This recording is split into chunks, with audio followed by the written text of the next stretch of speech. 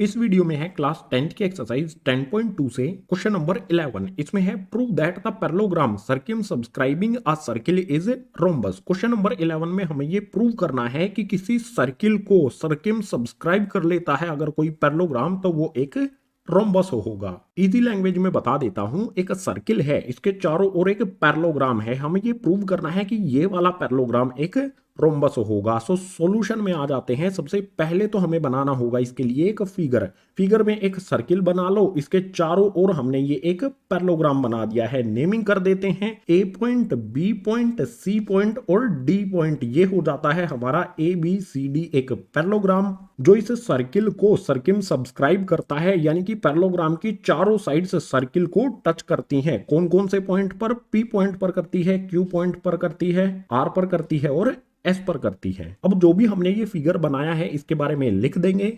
ABCD is a parallelogram circumscribing as circle. ABCD हमारा एक parallelogram है जो इस वाले सर्किल को सर्किम सब्सक्राइब करता है, यानी कि चारों ओर से इसको टच करता है। ABCD हमारा एक पैरेललोग्राम है। कोई भी पैरेललोग्राम होता है उसकी अपोजिट साइड एक दूसरे के इक्वल होती है, यानी कि AB और DC ये एक दूसरे के इक्वल होगी। सबसे पहले यहां पर लिख लेते हैं AB इक्वल्स टू में DC होगा। बिल्कुल इसी तरह से AD और BC ये भी पैरेललोग्राम की अपोजिट साइड हैं, तो ये भी एक दूसरे के इक्वल होंगी। AD इक्वल्स टू में BC हो जाएगा। इन दोनों इक्वेशंस के लिए रीजन में लिखेंगे अपोजिट साइड्स ऑफ पैरेललोग्राम। ये पैरेललोग्राम की अपोजिट साइड हैं, इसीलिए एक दूसरे के इक्वल हैं। अब आ जाते हैं अपने मेन कॉन्सेप्ट पर। सबसे पहले यहां पर देखो, ए पॉइंट से हमारी दो टेंजेंट हैं AP और AS, ये एक दूसरे के इक्वल होंगी। सो यहां पर मैं लिखूंगा AP इक्वल्स टू में AS। इसका रीजन भी लिखेंगे। रीजन लिखने से पहले B पॉइंट को देखो। B पॉइंट से हमारी दो टेंजेंट हैं BP और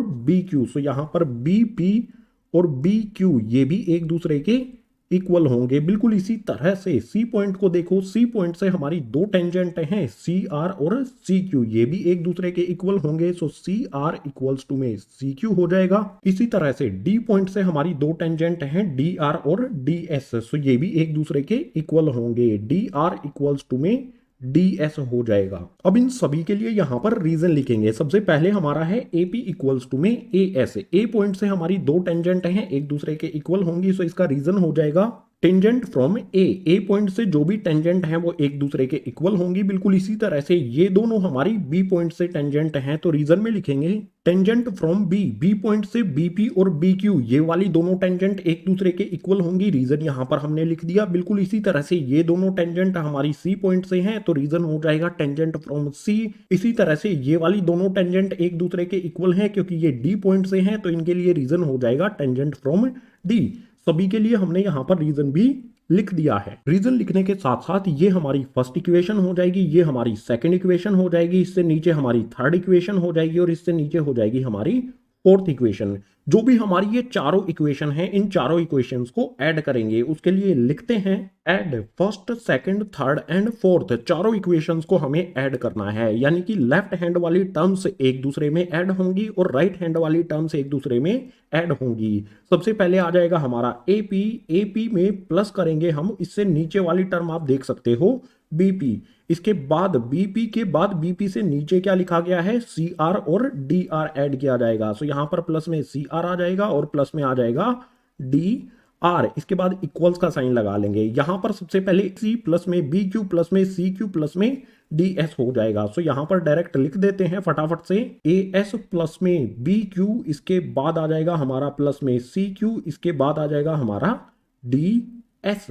अब आप यहां पर देखो AP प्लस में BP, अगर AP और PB को ऐड करें तो ये पूरी लाइन बन जाती है AB। सो यहां पर आ जाएगा हमारा AB, इसके बाद प्लस का साइन लगा देंगे। यहां पर आप देखो CR प्लस में DR, CR और DR इन दोनों को ऐड करेंगे। ये हमारी CR, ये हमारी DR, दोनों को ऐड करने पर हमारी पूरी लाइन बन जाएगी ये DC। सो यहां पर आ जाएगा हमारा DC, इक्वल्स का साइन लगा देंगे। यहां पर है AS प्लस में BQ। AS और BQ को ऐड नहीं कर सकते हैं क्योंकि AS यहां पर है और BQ यहां पर है। सो AS में किसको ऐड किया जा सकता है? AS प्लस में DS किया जा सकता है। ये हमारा AS, ये हमारा DS। AS और DS मिलने पर पूरी लाइन बन जाती है हमारी ए डी, सो यहां पर आ जाएगा हमारा ए डी। इसके बाद बी क्यू प्लस में सी क्यू, बी क्यू और सी क्यू इसको ऐड करेंगे तो ये वाली लाइन बन जाएगी हमारी बी सी। सो प्लस का साइन लगा के यहां पर आ जाएगा बी सी। अब इसको आगे सोल्व करने के लिए ए बी हमारा एज इट इज आ जाएगा, प्लस का साइन लगा लेंगे, यहां पर है डी सी। और फर्स्ट वाली ये दो इक्वेशन देखोगे तो डी सी किसके इक्वल है, ए बी के इक्वल, यानी कि जो भी हमारा ये डी सी है इसकी जगह पर हम ये ए बी पुट कर सकते हैं। डीसी की जगह पर ए बी पुट कर देंगे, इक्वल्स का साइन लगा लेंगे। इसके बाद जो हमारा ये ए डी है इस वाली इक्वेशन में देखोगे तो ए डी किसके इक्वल है, बी सी के इक्वल, यानी कि इस ए डी की जगह पर हम बी सी पुट कर सकते हैं। बी सी पुट कर दिया हमने ए डी की जगह पर। इसके बाद ये वाला प्लस का B C as it is आ जाएगा। अब सिंपल सी बात है, ए बी को ए बी में ऐड करेंगे तो ये हो जाएगा हमारा 2ab, इक्वल्स का साइन लगा लेंगे, यहां पर है बी सी प्लस में बी सी, दोनों को ऐड करेंगे तो हो जाएगा 2bc। यहां पर आप क्लियरली देख सकते हो इस साइड में भी 2 है, इस साइड में भी 2 है, तो 2 से 2 को कैंसिल किया जा सकता है। 2 से 2 को कैंसिल करने के बाद हमें मिल जाता है ए बी इक्वल्स टू में बी सी। जो भी हमारी ए बी साइड है ये बी सी के इक्वल है। इसे एक तरफ यहां पर लिख लेते हैं, ए बी इक्वल्स टू में बी सी है, ए बी इक्वल्स टू में बी सी हमें यहां से मिल जाता है। इसके बाद शुरू वाली जो हमारी दो इक्वेशन है इनको फिर से देखो, ए बी यहां पर है और ए बी यहां पर भी है। ए बी किसके इक्वल है, सी डी के, या फिर इसे डी सी भी कहेंगे। सो इसके इक्वल में रख देंगे यहां पर डी सी। इसके बाद इससे अगली वाली इक्वेशन में देखो, यहां पर हमारा बी सी है और बी सी किसके इक्वल है, ए डी के इक्वल। सो इक्वल्स टू में यहां पर ए डी भी लिखा जा सकता है। आप अगर ध्यान से देखोगे कि A B, B C, D C और ए डी ये सभी साइड एक दूसरे के इक्वल हैं, तो कोई भी ऐसा पैरेललोग्राम जिसकी सभी साइड एक दूसरे के इक्वल हो तो उसे कहा जाता है रोम्बस। यही हमें प्रूव करना था कि किसी भी सर्किल को पैरेललोग्राम सर्किम सब्सक्राइब करता है तो वो एक रोम्बस होता है। यहां पर हमने कर दिया है, चारों साइड इसकी इक्वल हैं तो ये एक रोम्बस होगा। फाइनल यहां पर लिख देंगे, hence ABCD is a rhombus. ये हमारा रोम्बस हो गया और इसी के साथ क्वेश्चन नंबर 11 हो गया कंप्लीट।